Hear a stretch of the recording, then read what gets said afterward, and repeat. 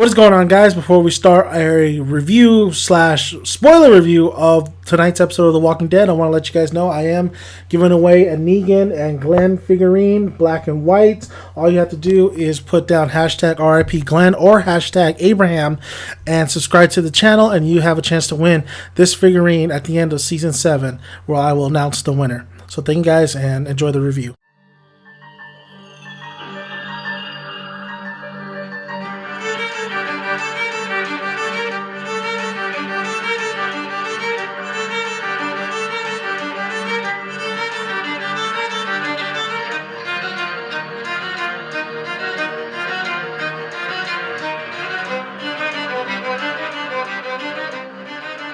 What is going on, guys? This is Dead Walking Sunday, and oh my god, I was on board.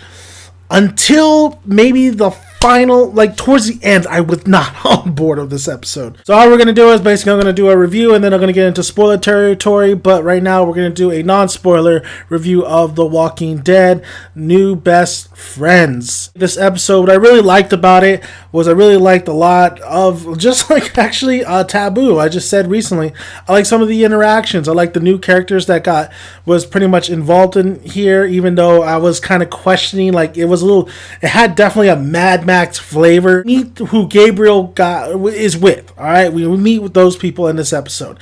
We see who Rick is smiling to, which was a little weird, knowing who the person was. And we see a lot of interactions with Daryl. We see Carol in this episode, Morgan, Ezekiel. There's a lot of interesting things happening in this episode, but boy, do they stray away from the comics in this episode. I really did was definitely the zombie makeup, the zombie effect. I thought it was great. I thought it looked great. There was one particular zombie in this episode. I was like, yes, that looks so sick. That looks pretty badass. That looks like a zombie. I want that in the background of my, like a Pops collection. No, I don't want a Pop. I want a statue of that thing. Of course, there's stupidity in this episode that I just can't. Oh my, it makes you want to just say, why am I watching The Walking Dead? Why am I still watching this shit? There's some good elements of The Walking Dead, but then I don't know what's their problem. I don't know why they have to put in, or why the direction sometimes when they're filming in action scenes, it always seems like these people should be dead by now. The way the camera movement just seems like it's not good camera movement. It's not. A lot of the action sequences I've seen this season, especially the last episode, it's like, who is working the camera? Why does it seem like these people should be dead at this point? Rick should be dead already. Michonne should be dead already. And in this episode, we have another moment like that. It's like, what is going on here? Other than that, though, I think the episode was okay. I think it was fine. Honestly, I thought it was fine. I think it doesn't bore you like other episodes, like the first half of the season. It makes me kind of wonder, though, they're really kind of showcasing Tara a little bit, and I like Tara, but then I'm just kind of watching the whole group. I'm like, if Tara dies, I don't think I'm going to really care. Sorry. Rosita really she really she's a hothead. She could come off as very unlikable, but honestly, I still like her. Not because she's kind of hot. I actually like her because she's actually reasonable. She is the Daryl when Daryl was in the very beginning of this whole Walking Dead series. She's brash. She speaks her mind. She just comes away with, she just says it definitely like a big meanie. I just gotta say that. Other than that, though, the episode was fine. Like I said, the direction could have been a lot better with some of these action sequences that were in here. The interactions, I think, are what plays a key part in this episode. There was actually interactions in here where it sustained my attention, where that's not the case for The Walking Dead most of the time. Most of the time, it's just like them blah, blah, blah, blah, blah. The dialogue's not that great. And then it's just like, why am I watching this? But this time around, I think it was intriguing, and I think it was definitely a lot more interesting because a lot of factors that are happening already that's going to the future. Because, this is the Saviors. They got a big problem, and they want to, solve this problem and they need help, or like it's characters meeting other characters. I mean, it's really, it was interesting when these characters were meeting other characters and when certain characters were meeting certain characters. There was a lot to like about this episode, but then there was a lot to so dislike about this episode, and I'm going to get into that in a spoiler review. But if you guys don't want to hear the spoilers, I'm just going to let you guys know right now, it was a okay episode. It was fine. There's, like I said, some good things, but then a lot of things it's just I'm going to get into in spoiler review. So, spoilers, you have been warned. What the fuck, man? Rick, you have been like that fight between Rick and the garbage dumpster zombie. I mean, I love the spikes. I think it's so sick with the spikes. It really does. I mean, the whole garbage and Jadence and her crew really reminded me of Mad Max, the third Mad Max film. Oh, Rick, you have been fighting zombies for... I just couldn't understand why he didn't just grab something, push the zombie to like one of the garbage bags, and find something sharp and stab the zombie. The direction was just terrible in the fight sequence. I mean, you had... It just was shot really wonky. I mean, the zombie was so slow. You never felt like Rick was really truly in danger. And then when he put his hand in the spike, it's like, why, Rick? You're smarter than that. And then when he cuts himself on the leg, it just, the shots didn't, like, they should have had a little bit more close-ups or like something, just they should have had like a cutaway and then present itself like his hand getting caught in one of those spikes. Like it just didn't flow right with some of those shots. The whole Jaden's crew, it's really straying from the comic. Gabriel being kidnapped by them and Gabriel like growing some cojones and like almost killing the chick for the crew. It is what it is. I think they're interesting, but like I said, it really reminded me of Mad Max a lot.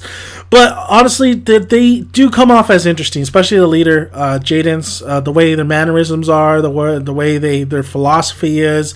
It kind of reminds me a little bit of the Whispers, but not the Whispers, if that makes sense. And that's what I think what we need in The Walking Dead is a little bit more interesting crews. And at first I was like, okay, really? Like they're living in the garbage, they're living in a dump. This is where they live at.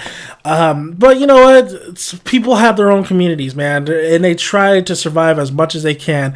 The thing is that they need guns. They want lots and lots of guns. I mean, they put Rick in that trial and tribulation. He passes, and then they agree on a deal. But then they're like, we need guns. If you want us to fight, we need lots and lots of guns. Rick could take them out so easily because they don't have guns. And just like, they need guns.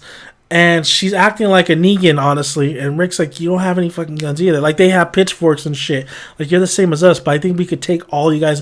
I really believe they could take them out. So, it's just like, why are you demanding so much stuff when, honestly, this crew could take you out?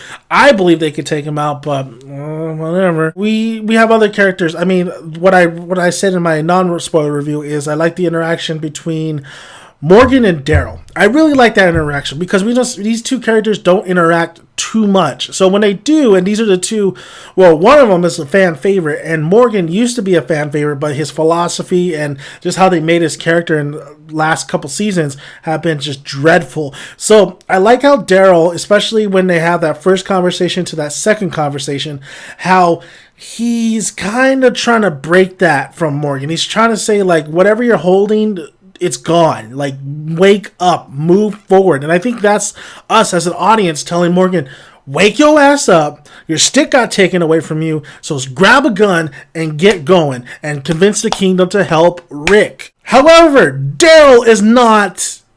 So Daryl and the other guy, Ezekiel's one of his men, the one man who believes that, yeah, we should take out the saviors.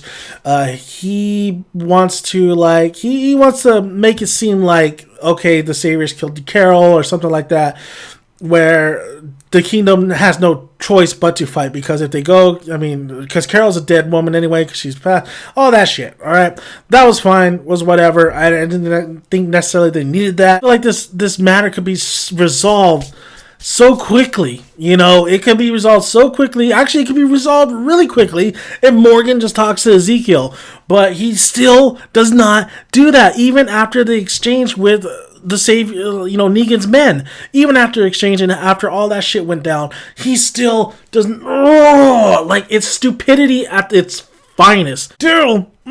So Daryl and Carol finally reunite, and that was actually a really touching moment. I really felt something in that moment. I was like, these two are like the original, they're the OGs. They're the OGs of the crew. And you know that Glenn is gone, and like Abraham's gone, but Glenn mostly. And you're like, oh my God, he's going to tell her. He has to tell her. He has to tell Carol. Does he tell Carol that Glenn is gone? Yes. Carol does tell Daryl, like, I left because I just couldn't take it no more. I did not want to see anybody else die. Like, if Daryl tells Carol that after she asked, did the saviors hurt anybody? If Daryl tells Carol that, yes, they killed Glenn and Abraham, yeah, she would either, 1, break down at her own house, or 2, pick up her arms and go after the saviors. Here's the stupid thing here. Daryl is with Carol right now, right? In this moment, he's right there with her at the house, about to tell her the truth of what happened. He does not tell her the truth in this episode. But here's the thing. Why? Why aren't you telling her the truth of what the fuck happened?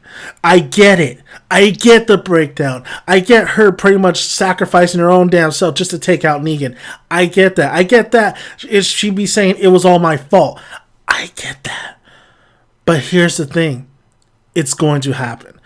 Carol is going to find out what happened to Glenn and what happened to Abraham sooner or later. At this point, later. This should have been sooner, but now that she's going to find out later, it just makes things more chaotic.